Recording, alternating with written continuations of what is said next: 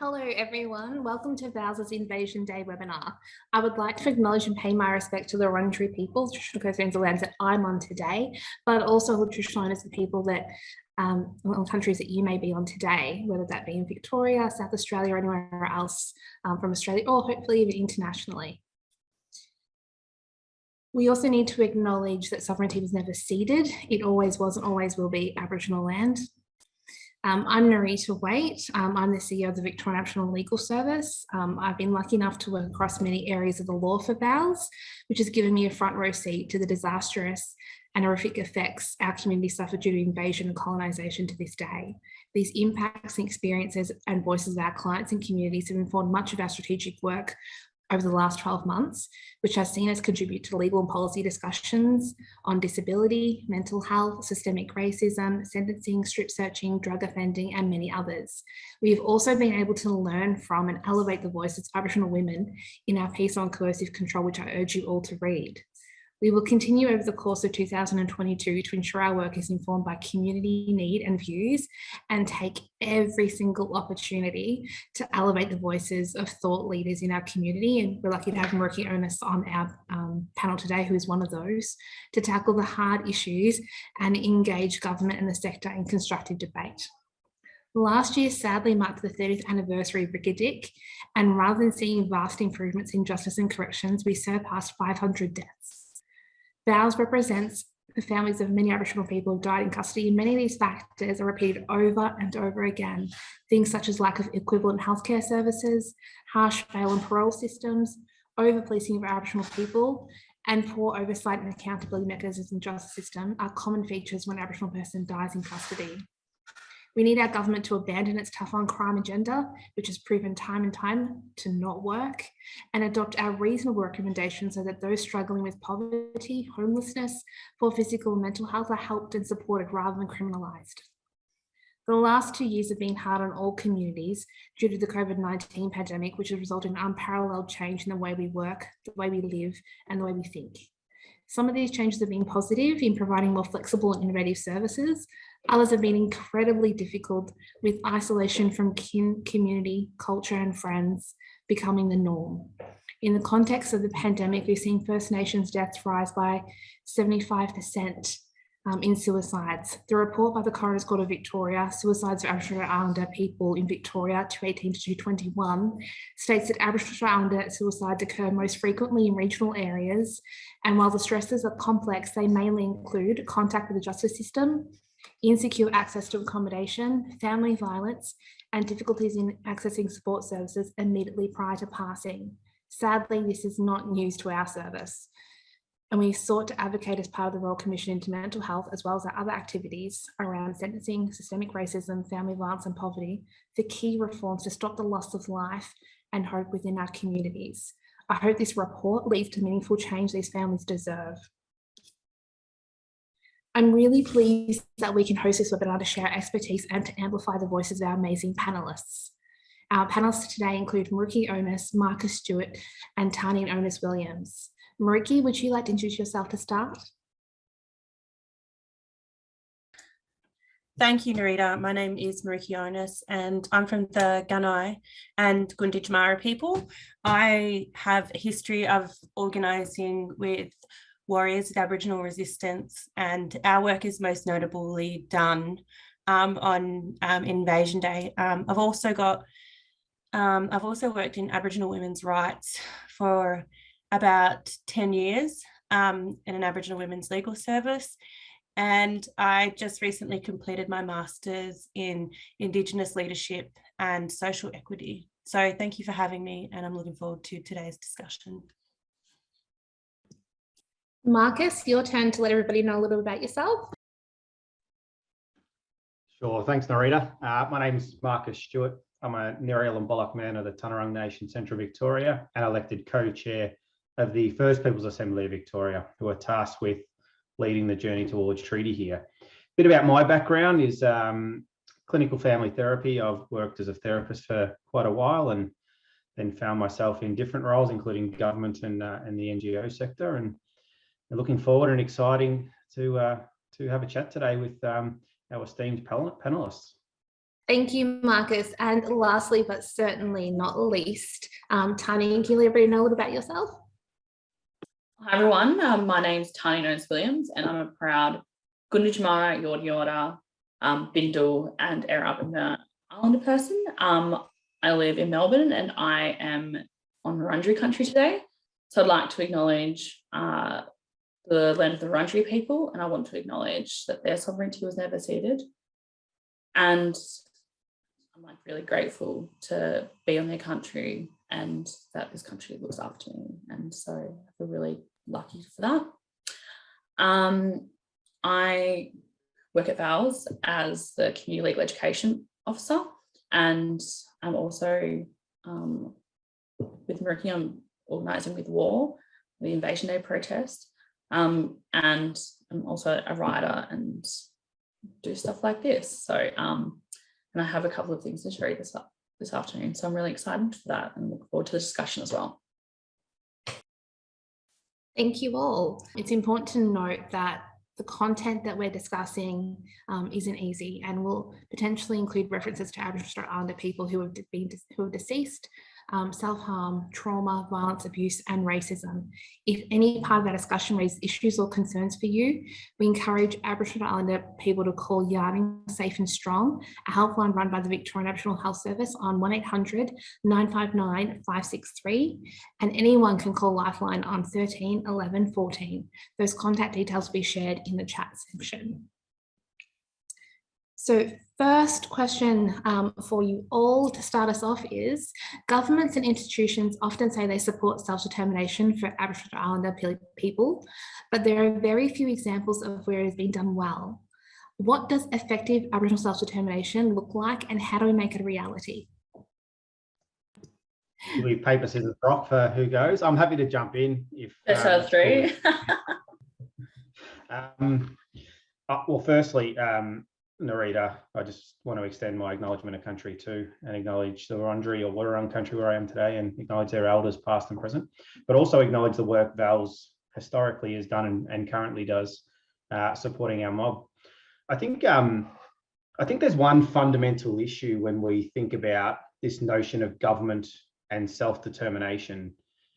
You know, if we're talking about self-determination in the context of the United Nations Declaration of the Rights of Indigenous People, Article 3, our right to representation to make decisions that impact our lives, that's not a government function. Government can't impose their interpretation to what they see fit to be self-determination. And quite frankly, I find it offensive that they continually use that term imposed on whatever initiative they do. I think if we're talking self-determination, that is Aboriginal people making decisions on the issues, policy, legislation that impacts their lives. That's why we've seen a lack of what they'd consider self-determination initiatives across the board, because they misrepresent what self-determination is. It's not non-Indigenous lawmakers sitting in a parliament making legislative decisions on issues that impact our lives. It's us doing it, even in a policy context, from a departmental point of view. I think there's a fundamental issue of how government perceive and try to utilise this notion of self-determination. And self-determination should be Aboriginal control over Aboriginal issues. That'd be my take on it. Thank you, Marcus. Marikios or Tani, do you have anything to add? I think self-determination is, one of those political words that can just turn into a buzzword that can be stretched and used for whoever's agenda of the day is tabled. But for me, it's about sovereignty and it's about land back. And, and I don't want to see, the works of, Kevin Gilbert and Malcolm X talks about self-determination. It can't simply be watered down to our welfare needs. It's about our right to determine what happens over our lives and our country ultimately.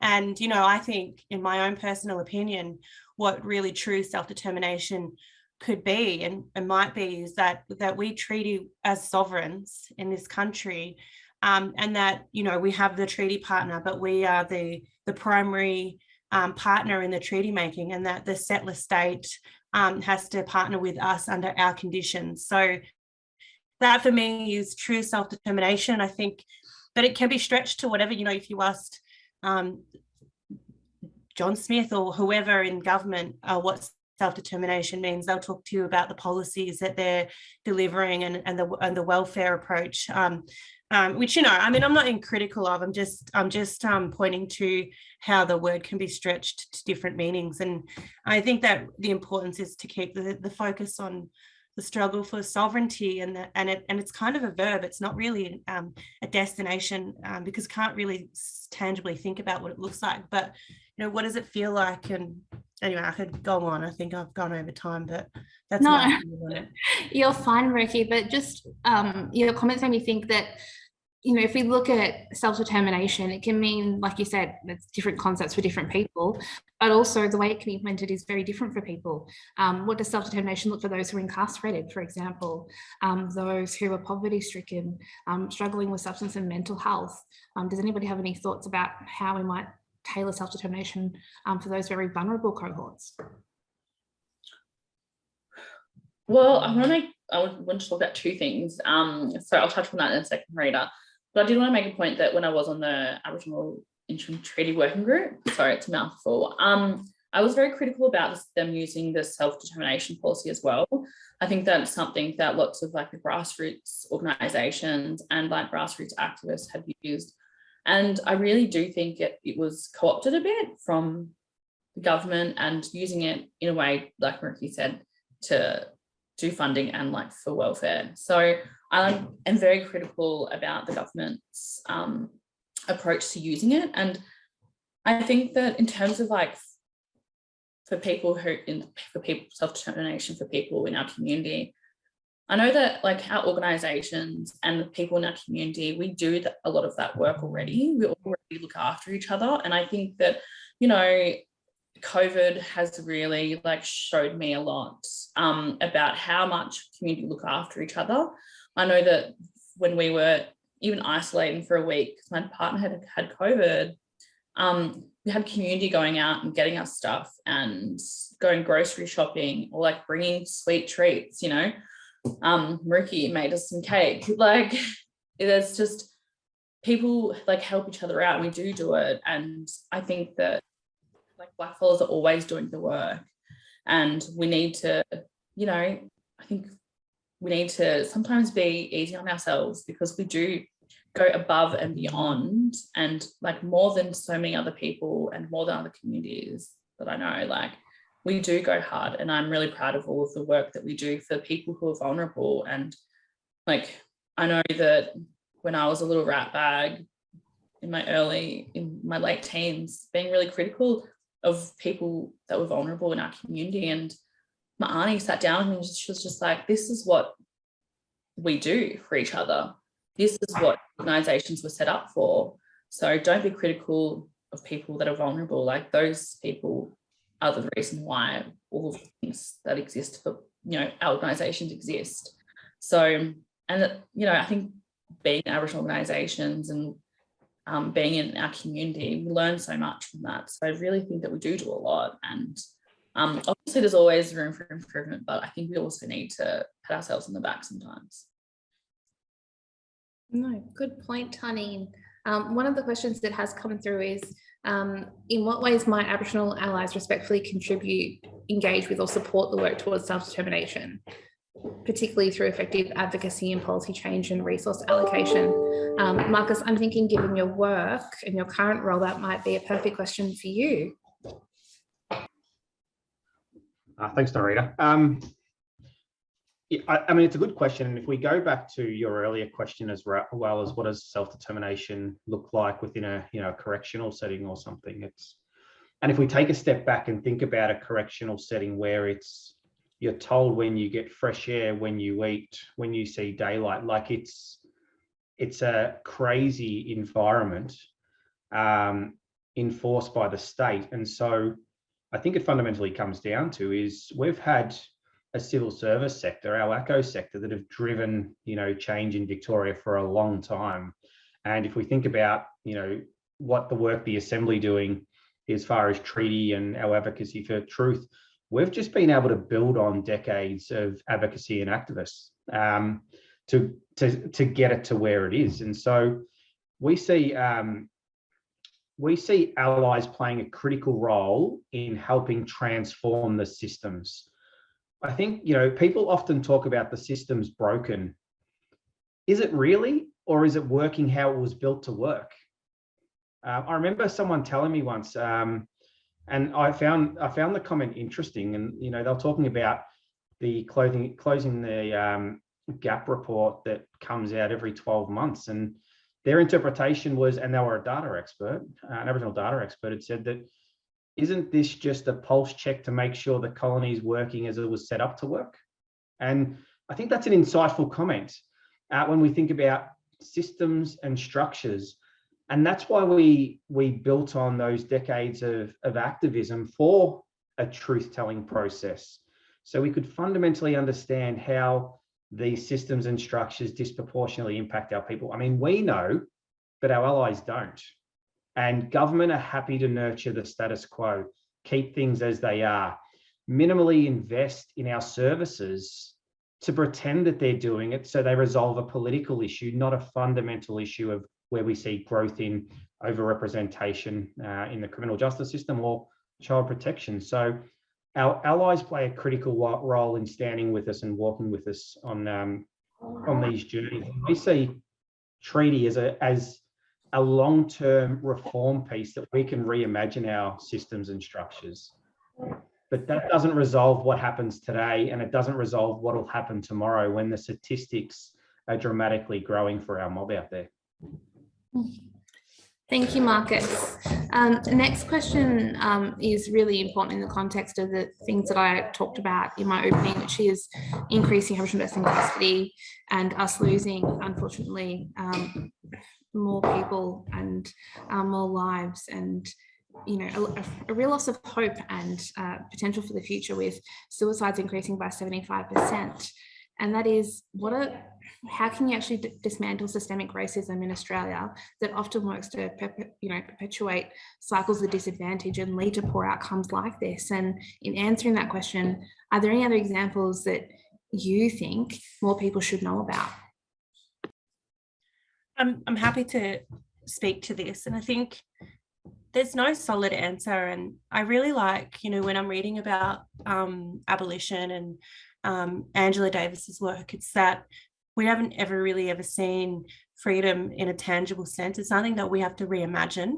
And, and I've been doing a little bit of reading on emergent strategy, and I really like, some of the stuff that comes out of that. It's like just to focus on what we want and build the future of what we want to look like, instead of, and a lot of abolitionists say that abolition doesn't start inside the prison walls. It starts by building communities where people don't need prisons to exist. And I think that there is we haven't actually seen what liberation or freedom looks like for Aboriginal people in this country. And that's why I really praise the work of Black artists, because they're the ones imagining and creating the visuals and singing the songs of freedom for us. And so I know it sounds a bit, it's not a tangible answer, but it does exist. And I don't think you can discount what freedom can look like if we keep dreaming and building in unity together outside of the systems of violence. And we have to accept, and I think that, I would love to see institutions like VALS and other legal institutions to really accept and embrace what abolition looks like on a policy framework. And I think Sisters Inside do such a fabulous work, do amazing work in that space. And I think that we need to abolish prisons, and that needs to be an honest, fair policy platform that we look to. I don't know if that answers it, but prisons do have a history of racism, that they're racist institutions to the core, and we've learnt a lot of how Australia runs prisons is very much of the American model, which is a product of slavery. It's so if you want to talk about a tangible way of ridding racism in our societies, getting rid of prisons in our communities is a very good start. and a tangible start, in my opinion. Absolutely. And I think, you know,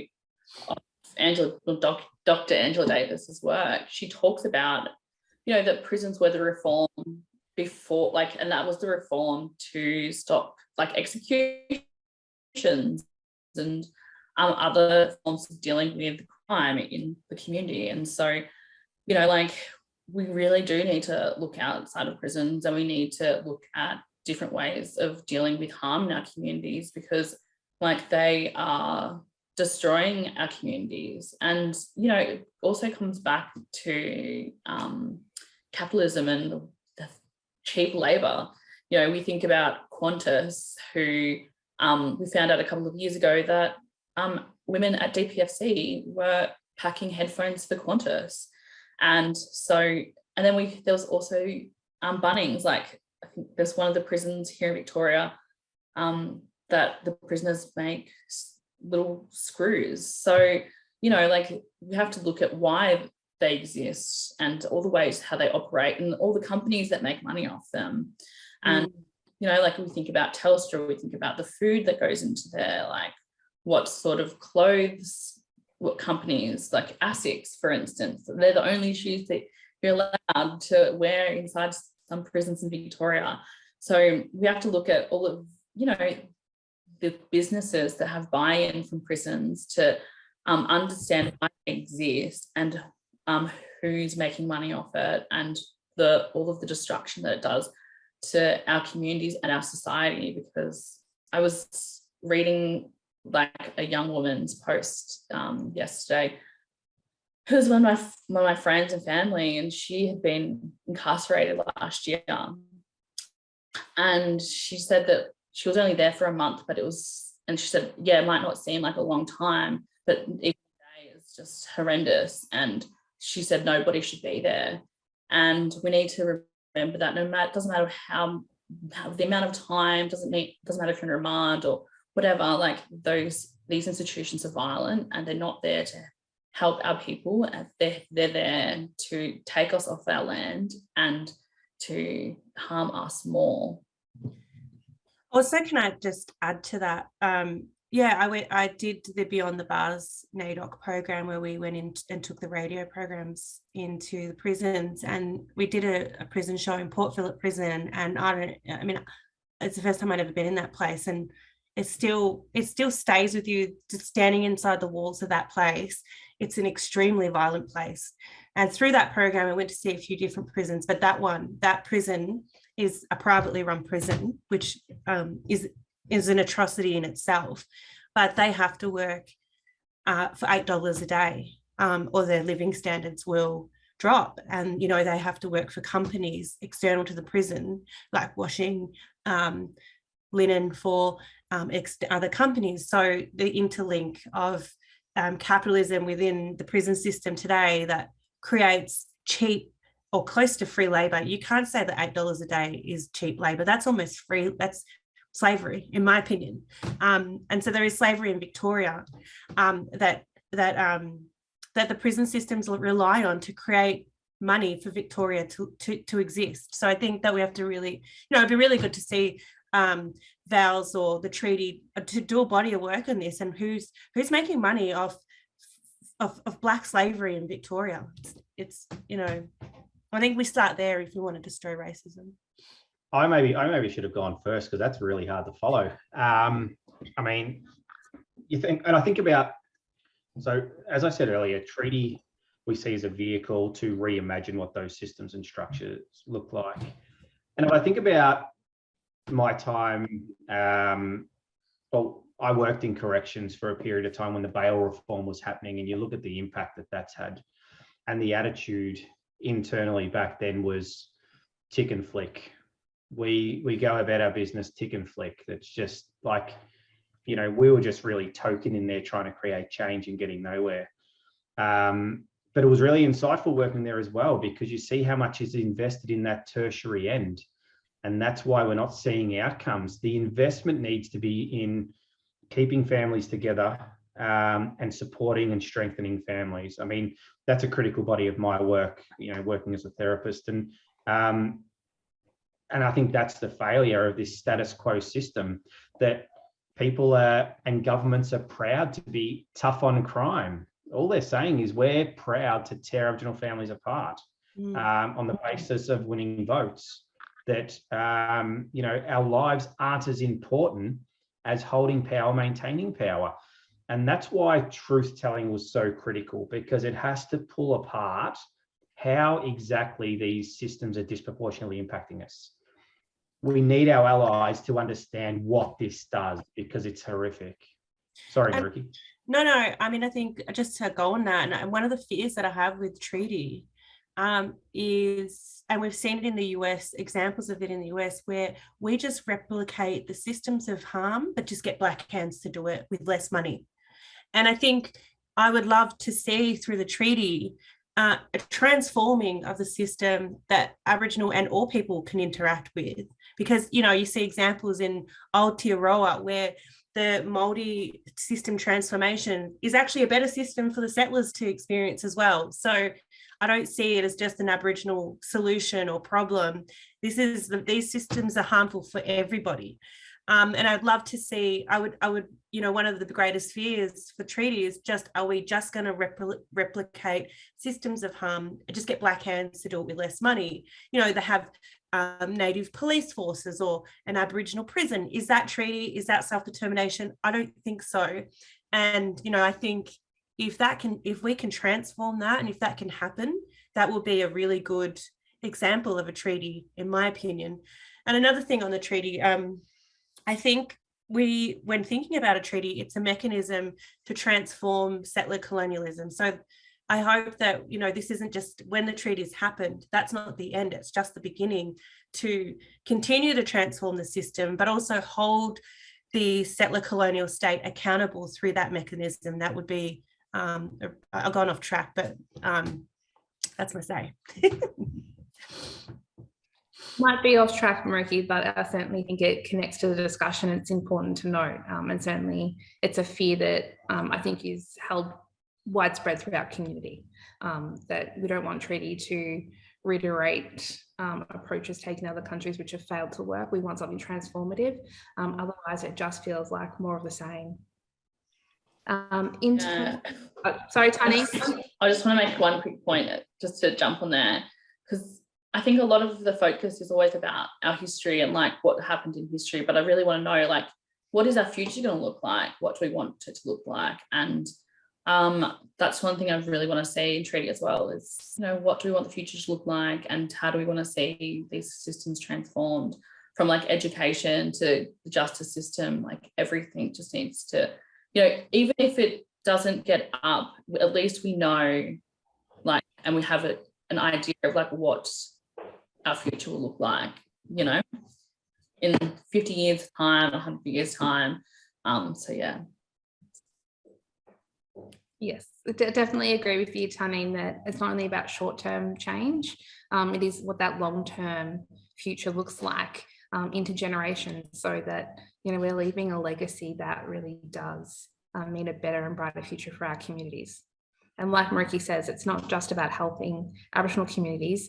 When you look at, the Maori examples, they produce excellent outcomes across New Zealand society because they just work better. So I think we have a real opportunity here. And now I will move to the next question, because I'm also turning out to be a terrible host in keeping the back. So the last year obviously marked 30 years since the Royal Commission into Aboriginal Death in Custody, which published 339 recommendations to end the preventable deaths in custody of Aboriginal Strait Islander people. We also marked the 500th death of an Aboriginal Strait Islander person in custody since those recommendations were published. It's important to note that many of us here, when those recommendations come out, were just quite small and quite young, and still we have seen substantive change. Why, when we're having one Aboriginal person die every 3 weeks over 30 years, why isn't it viewed by governments as a crisis? How do we make them take these deaths of our community members seriously? And how do we use things like treaty and truth telling to make that happen? Well, I think that to to kind of like to go back to what Marcus said at the beginning, that how these systems were set up, how the systems are broken, and how it is very intentional in the way that it operates, then we have to remember that we're operating against a beast that wants to continue to, you know, harm Aboriginal people. And I think that's, you know, why people don't care as much, is because there is the continued violence, and we've normalised it so much in this country. When you think about, you know, those 2 young boys in Western Australia that were run to into the river and drowned and passed away, like, this is what we've normalised. And, you know, we don't see much about that case at all, and it's just horrific, the amount of violence that Aboriginal people face every day in this country. And, you know, it's just horrific. And I think that's why, because we've just normalised it. But I'll let someone else go now. I don't know. It's a complicated question, because, you know, I think the Royal Commission to Aboriginal Deaths in Custody was a really good scoping exercise to see the extent of the damage, even though it did fall short, because, you know, there were I can't remember how many cases were included in the initial Royal Commission, but there was all the cases before then, you know. And I'm always talking, you know, when my family and Tanine's family are from Fitzroy, and, you know, the stories of how many of our family members have died at the hands of racist policing. It's so entrenched, and, you know, although it was a scoping exercise, it did not capture everything.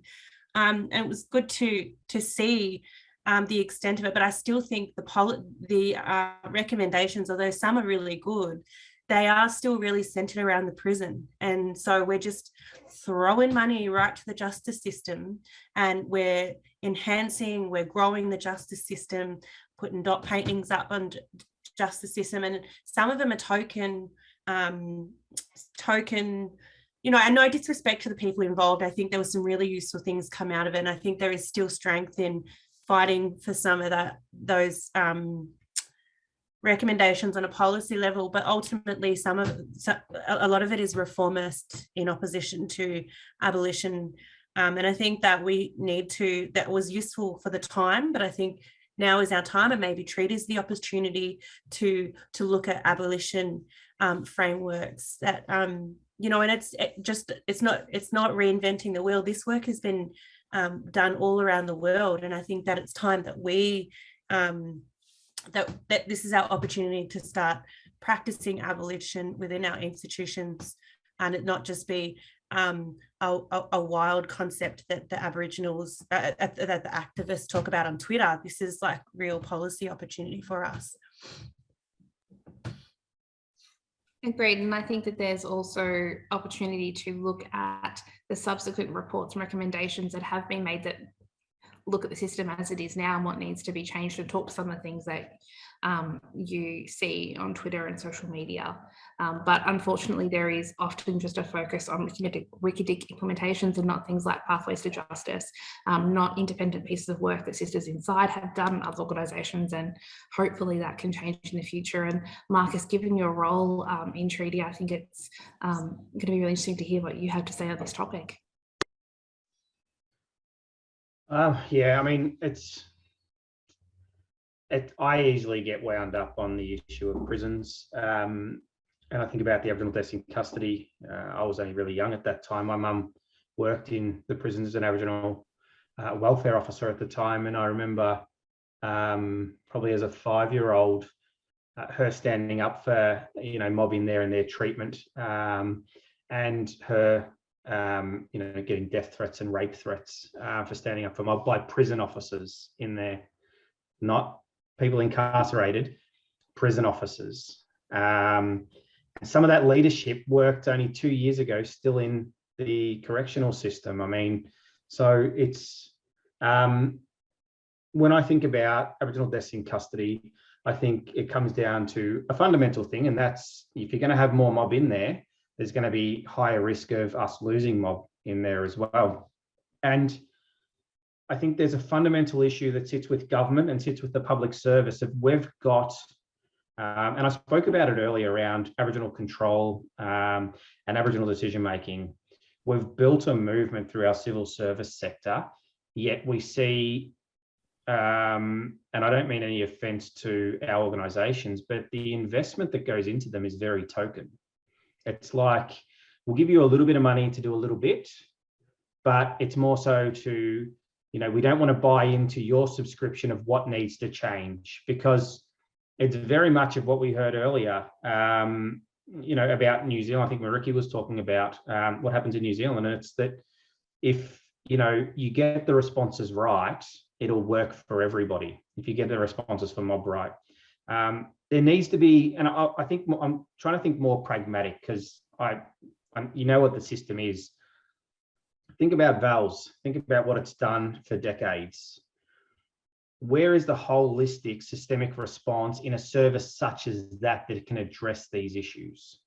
We know the solutions. I'm no expert, but ultimately that's what treaty, and this is a cliche metaphor, but a tide that raises all ships, is treaty delivering for our ACO sector as well, to deliver the outcomes that our mob want. Because treaty will be a community-driven outcome. And we can't make decisions as elected members on anything unless we've heard and consulted on the key things.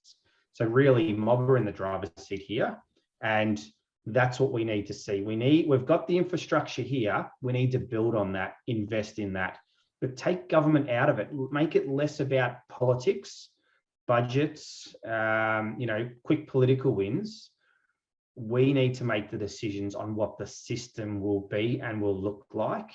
And it can't be, as Mariki had spoke about earlier, it can't be just blackfellas running the current Western system. It can't be a blackfella run system with colonial oversight. That's not going to achieve anything other than lateral violence, because when the data continues, it's going to be the same. Exactly. Sorry, that's exactly what I meant to say. I think I said lateral violence.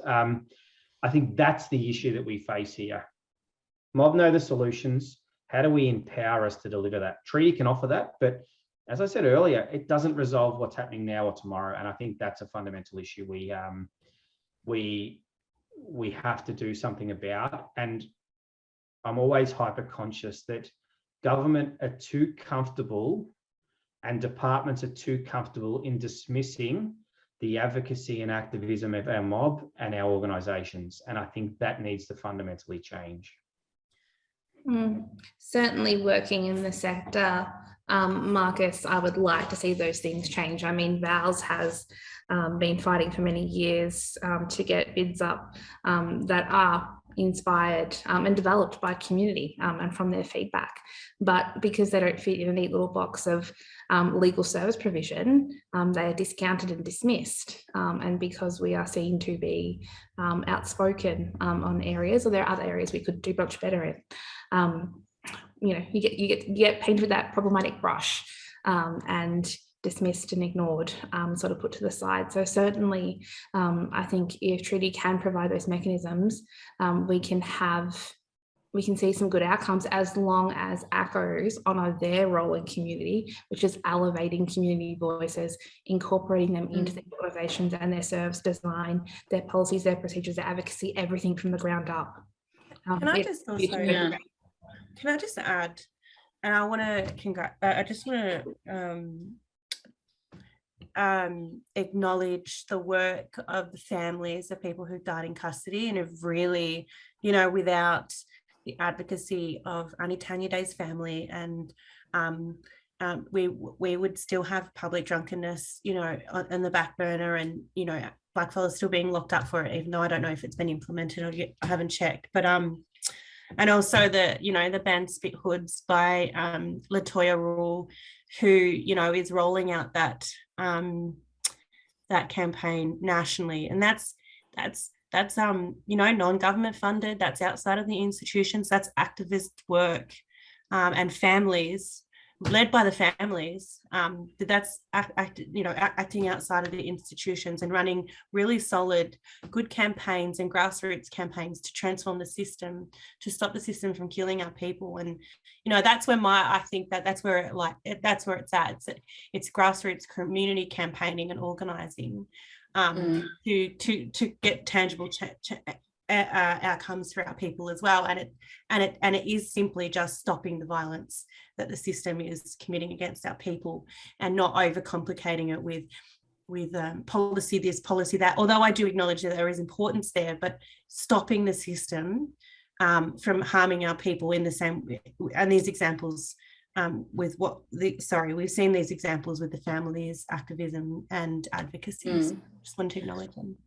Yeah, and to go back to what you said as well, Mariki, around like when we do advocacy for our people, it benefits everybody. And we think about, the public drunkenness, like not just blackfellas are going to benefit from that, everybody's going to benefit from that. Like that means that, there's going to be a better response to people who are drunk and get found by the police or whatever.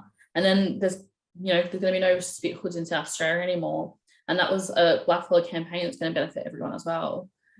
Think about, the bail laws, like VALS has just done a campaign against the bail laws, and that's going to benefit everybody as well. And, all the work we do, because we do focus on like the people who are most marginalised in our communities, it benefits like everybody else as well. And I think that's such a great thing that we always just push for our community, and we always need to advocate. And it's not just for one person, it's to ask the whole system to transform.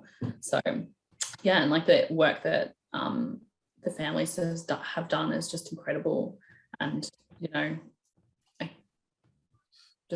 just want to acknowledge the work of activism on a whole. I was reading a quote by Malcolm X this morning about how we won't ever get our humanity by appealing to the conscience of our oppressors. It has to be by struggle, and it doesn't have to be by negotiation all the time. And then they will respect our humanity if we make them. So I just want to say that I do believe in activism, straightforward activism and campaigning. And that's where my values lie. And I think, we wouldn't even be talking about treaty today without the hard fought activism on the streets by the grassroots community who, were historically locked out of the boardrooms, who were historically excluded from meetings and advisories because they were too radical. They were anti-pragmatic, and look where we are now. So I just want to acknowledge all the activists and the elders, and I think it's not just solely them. I think that it's a collective effort, but activists always get put on the back burner or shut out of the conversation. So it's really good to see the tide changed, and the work that they have done here and respected. Yeah, and I think as well, that I think we forget about where we come from sometimes. Aboriginal Legal Service in Redfern was set up by Gary Foley and other activists, and they are the community was so radical, and it's also been nice to see that VAL's new policy piece on coercive control, and acknowledging the Aboriginal women that contributed to that conversation about not criminalising it.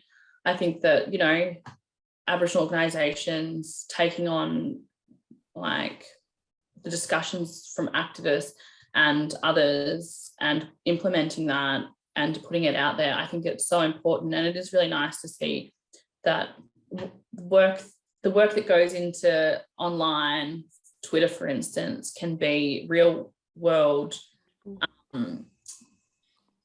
tangible policy, and it gives people something to refer to when we're when we're talking about this online, we're our community doesn't want coercive control to be criminalised, and these are the reasons why. And to see that, I think it was just, I was just really proud about the work that we did, because it did come from discussions from Aboriginal women who are activists. So, staying on you, Tani, I'm wondering if you could discuss VALS's Know Your Rights resources for protests and interacting with police.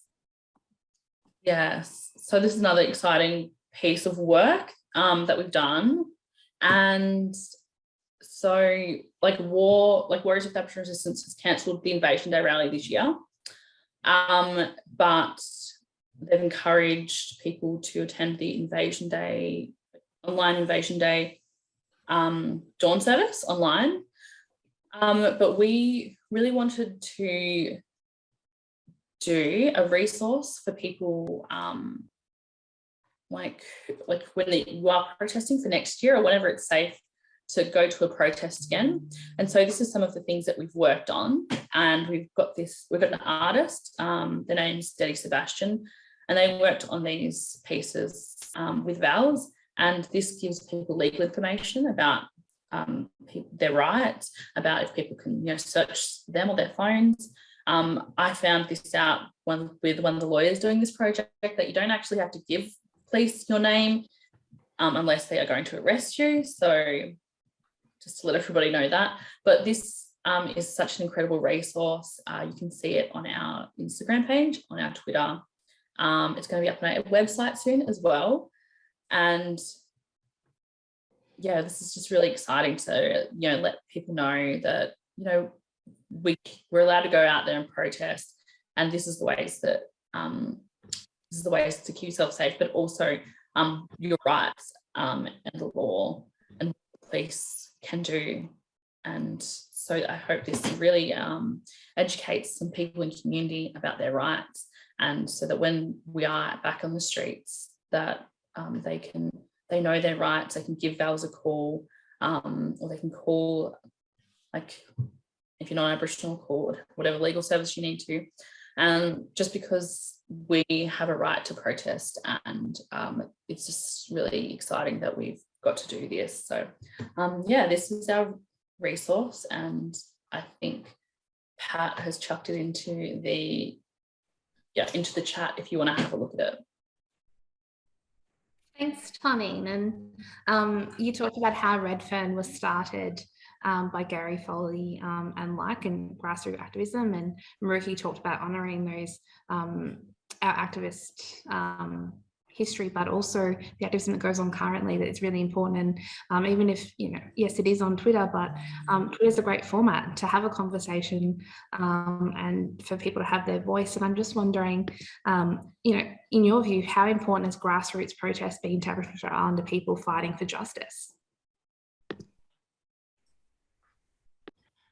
I think it's just been essential. I don't think that we would have, if you look at, I don't think it's even, you look at the work of, what's his name? William Cooper. Was it William Cooper? What are you thinking of? The first protest? Yeah, the first Ferguson. protest.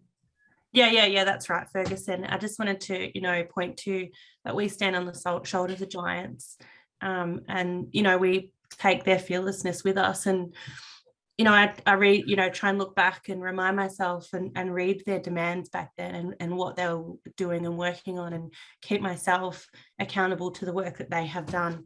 And on that, I want to acknowledge the 50th year anniversary of the Aboriginal Tent Embassy, one of the longest protest sites in the world, has never been supported, rarely institutionally, not to my knowledge, but not on a long ongoing basis. But that place has just been transformative in the realm of self-determination in this country. And I don't know if we will have the Aboriginal organisations that we have today. And I want to say, Aboriginal organisations do cop a flogging in community, but I just want to say that there has been some really good work done by Aboriginal organisations in our communities as well. And I just want to acknowledge their work, and that we come from activist roots, because how can you just be handed what we have outside of missions? Like, again, the oppressor they don't care about us. We have to fight for everything tooth and nail, and don't lose that fight, because we have to be prepared to carry the fight. I think it's important that we remember that Aboriginal people aren't just fighting for systemic change, they're fighting for survival in a system that is set up to oppress them and cause violence against them. So I think we need to acknowledge the fight both individually and collectively. Marcus, do you have anything to add to that? I think there is one point I want to echo and sort of just, I guess, add my voice to, is that, and it's something that we're conscious of on the Assembly, is that, and Mariki and Tonine spoke about it earlier, that the only reason we're going down a treaty process. The only reason we have a truth-telling process is building off the generations of activism. And there's kind of a little disconnect about where everything has come from. And we can't lose sight that the only reason we are where we are is on the back of our activism. And that is what will drive change. You know, the work we do will always be driven by the activism of our community. And that's the only reason, you know, as Mariki and Tanine have said, is that, you know, as the subjugated, we've been able to get anything from the oppressor. That's the nature of what we're dealing with here. And trying to land treaty is not only trying to land your sovereignty as equals and create an agreement of peace to then move forward of what, you know, what the future looks like. But ultimately, we can never lose sight. And just to plug the Assembly, if people want to check out a deadly 10-minute clip of Uncle Gary Foley talking about the 50-year anniversary of the 10 Embassy, it's on YouTube. So check that out, it's pretty cool. But we can never lose sight of how we got here, and that is purely based on our grassroots activism. Can I also just add that, you know, I'm excited. I think for us to move forward in the future, we've got to work together. And I'm more, you know, a lot of people ask about what allies can do in this space. What can we do as blackfellas to work together and take care of each other? And, you know, I would love for us to focus on like caring in our community and reducing the harm that we experience and healing and working together more. So I just also wanted to say that it's about us too. We're always focused on what the allies' needs are in this space, but we need to also focus on us as people working in this space too, not just our most vulnerable. We are, you know, a part of this as well. We've got to take care of each other and ourselves and, you know, work together. Yeah, and just be honest about what we want as well. It's not let the limitations of whiteness affect what we want our future to look like. And if we really do want our land back, and like, then we can't let white fellas dictate what that, you know, will look like, or what will white fellas do if we get our land back. Like, it's not about them, it's about us and our country, and about, you know, our health and our well-being. So really wanted to say that, like, we really need to focus on ourselves and not what people think the limitations are.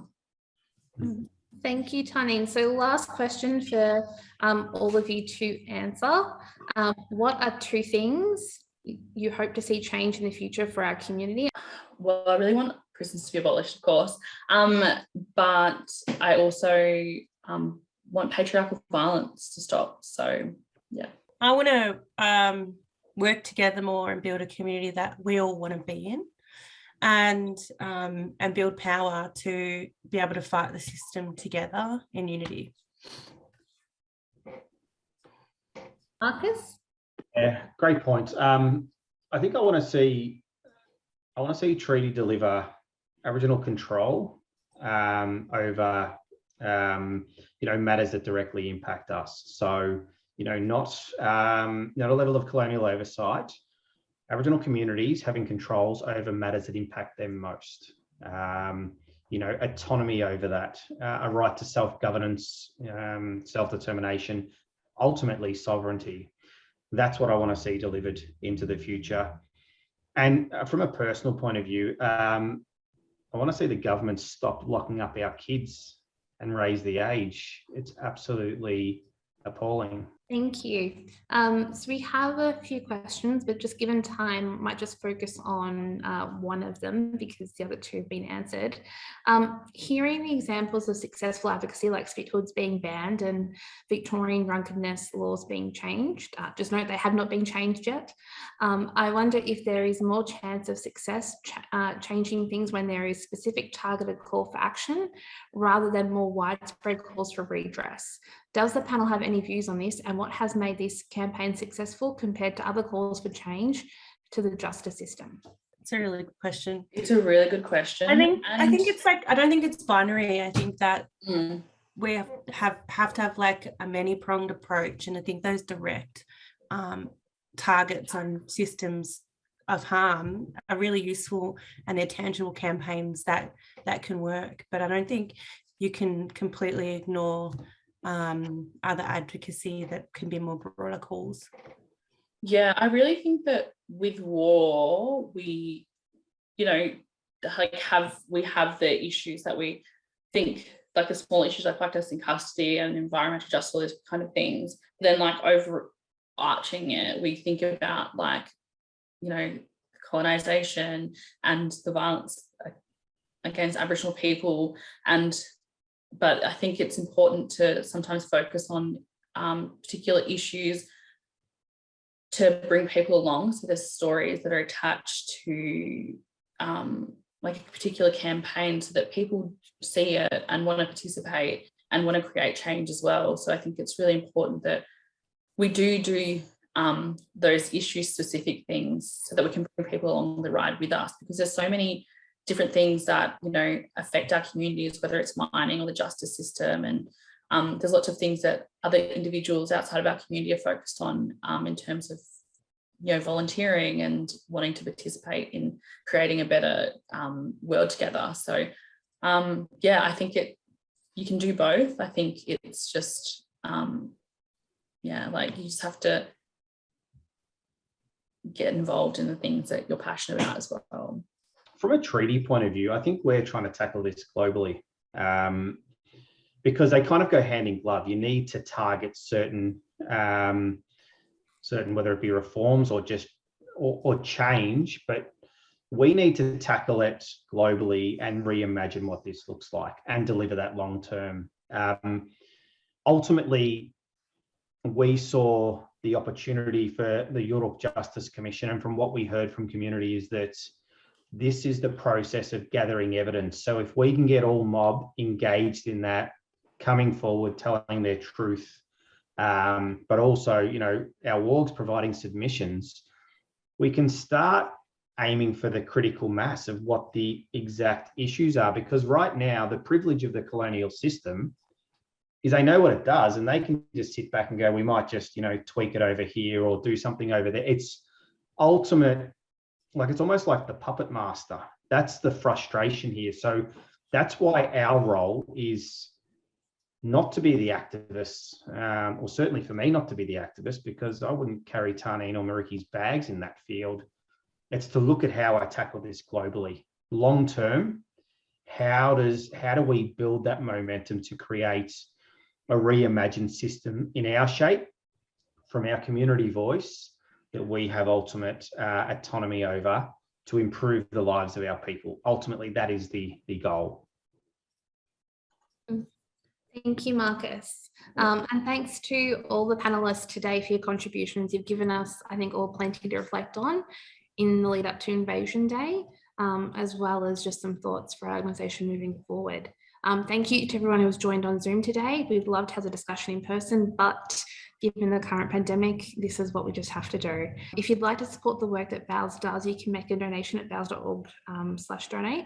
Last year, we received 15% of our online donations for the year of Invasion Day, which informed the work that we've done in terms of the resources that you see today that we've published, but also all of the community work that we've done, including contributions to those who unfortunately have lost a loved one, whether it be through suicide, self-harm, or a death in custody, but also just emergency assistance throughout the pandemic.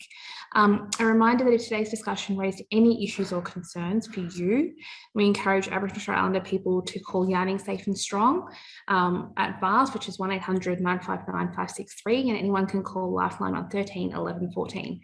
Those contacts again will be shared in the chat. Please take some time the next week to reflect on the things we've discussed today, and look to the resources that Mariki, Tarneen and Marcus have spoke to. Find ways to get engaged, because we really do need to change and transform the system if we are to address the wrongs that we see day in, day out, particularly in the front end in our service. So thank you all again, and I hope you all have a great weekend. Thank you. Bye. Thank you, everyone.